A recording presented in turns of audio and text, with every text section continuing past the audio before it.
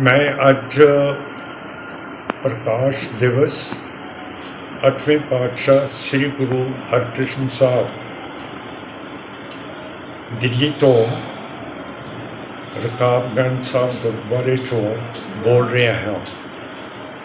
मेरे कोले छत्तीसगढ़ तो एक आदिवासी बीबी जी आए है जिन्हां दा पहला नाम सी तारका बीबी ते हुण उन्हां ने सिੱਖੀ धार ली है ते हुण वो बीबी जरनैल कौर अखवाउंदे है।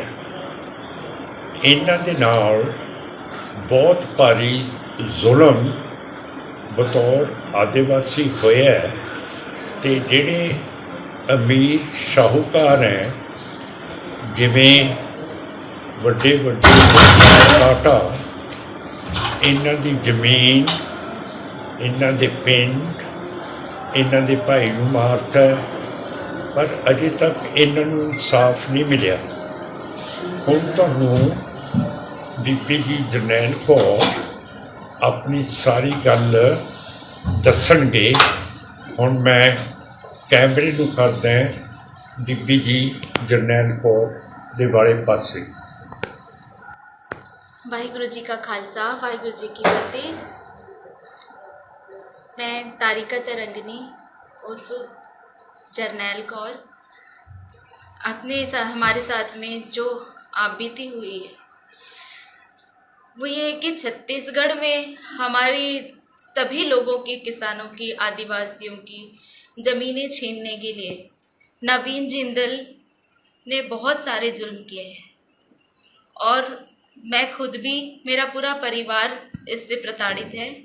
हमारी 11.311 हेक्टेयर ज़मीन थी जो अभी नवीन जिंदल ने हड़प कर उस पर अपनी प्राइवेट कंपनियों के लिए निजी सड़क बनाई हुई है और यूनिवर्सिटी बनाई हुई है। आधी ज़मीन पर हम अभी भी कब्जे पे है। मेरा घर है, बगान बाड़ी खेत है, हम रह रहे हैं, लेकिन सरकारी रिकॉर्ड में सारे में नवीन जिंदल ने अपना नाम चढ़ा लिया है। जब मेरी माँ जिंदा थी उस समय हमारे साथ में 2000 सन से ही हमारे साथ में लगातार पूरे परिवार को उन्होंने प्रताड़ित किया। मेरी माँ को एसडीएम के ऑफिस में बंधक बनाकर रखा और ज़बरदस्ती सिग्नेचर करने के लिए परेशान किया ताकि मेरी माँ सिग्नेचर कर दे और हम ज़मीन छोड़कर चले जाएं। उन्होंने कहा कि हम आपके बच्चों पर गाड़ी चला देंगे अगर आपके बच्चे यहाँ से नहीं हटे। पुलिस का प्रोटेक्शन उनको मिला हम पर जुल्म करने के लिए। 2 गाड़ी पुलिस वहाँ पर आई थी।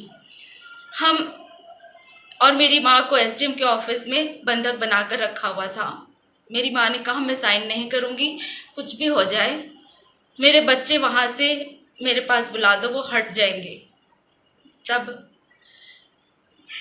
हम मम्मी के पास गए। हमने देखा एसडीएम के ऑफिस में जिंदल के अधिकारी बैठे हुए थे और मम्मी शुगर की पेशेंट थी। एसडीएम के अंडर में सरकारी कर्मचारी थी। उनको तरस नहीं आया, उनके कपड़े पूरे, उनको दिन भर एक जगह से उठने नहीं दिया, पूरे कपड़े उनके गंदे हो गए थे, उसमें पेशाब हो गई थी, उनको पानी पीने के लिए भी नहीं जाने दिया। मेरी माँ टूट जाए, ज़मीन छोड़ दे, इसके लिए मेरा बलात्कार हुआ, मेरे भाई की हत्या हुई। कहीं पुलिस ने हमारी रिपोर्ट नहीं लिखी और आज तक हम पर जुल्म करते ही जा रहे हैं। हम 20 साल से इसके लिए लड़ रहे हैं। 18 साल हो गए हमारे घर पर, हम सरकारी बिजली हमारी बंद कर दी है ताकि कोई प्रमाण न रहे कि हम आज भी वहाँ रह रहे हैं। कोर्ट में केवल हमें तारीखें दे रहे हैं, ना तो किसी भी केस में हमारी एफआईआर दर्ज नहीं होती, कोई अधिकारी हमारे आवेदन लेते नहीं। हमने उस समय सरकार थी मनमोहन सिंह जी की, अटल बिहारी वाजपेयी जी केंद्र सरकार में थे, छत्तीसगढ़ सरकार में भी जोगी जी थे, सबको हमने लिख कर दिया, लगातार लिख कर दे रहे हैं कि हमारे साथ में ये जुल्म हो रहा है।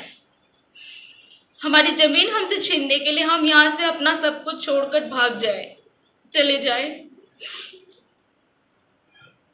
मैं अपने बच्चों के साथ भी कई सालों तक नहीं रह सकी, उनको भी अपने से दूर रखना पड़ा मुझे, ताकि कहीं उनके साथ भी कोई घटना न घटे।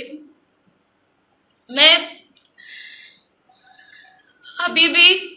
अभी तक हम पर लगातार हमेशा कोई न कोई जुल्म, कभी खेत में हम काम करते हैं तो मारपीट करते हैं, कभी घर तोड़ने की धमकी देते हैं, कभी ऐसी मैं अकेली नहीं हूँ, छत्तीसगढ़ में ऐसे कई महिलाएं हैं।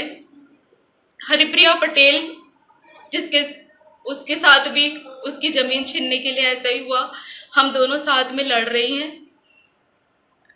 और कोर्ट के आदेश भी हमारे पास कि इसके लिए एफआईआर दर्ज हो, लेकिन फिर भी कोई कार्यवाही नहीं हो रही है। एसी बीबी जी जरनैल कौर जिहड़े छत्तीसगढ़ के निवासी हैगे और सिखां ने हमेशा आदिवासियों की रिगरेटे सिखां की गरीबां की गल की है। हुण जब इंडिया के प्रेजिडेंट आदिवासी बीबी जी बन गए है, असी आस करांगे। तो मैं अपने ट्विटर के उत्ते भी लिखा है कि हुण आदिवासियों के उत्ते जुल्म हटूगा, तो ये बीबी जी की आवाज़ सारी दुनिया ते प्रेजिडेंट ऑफ इंडिया भी सुनणगे। वाहिगुरू जी का खालसा, वाहिगुरू जी की फतेह।